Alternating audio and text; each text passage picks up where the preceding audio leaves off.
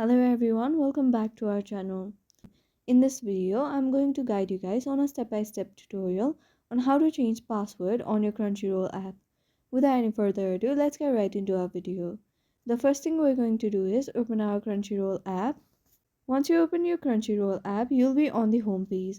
From the home page, you'll have to tap on the account icon that will be located on the bottom right hand side corner. Once you do that, here you'll be able to see various options. And on the membership category, you'll be able to see option password on the very end. Tap on the password option. Then from here, you can change your password. Here you'll have to type in your current password, your new password, and you'll have to confirm your new password as well.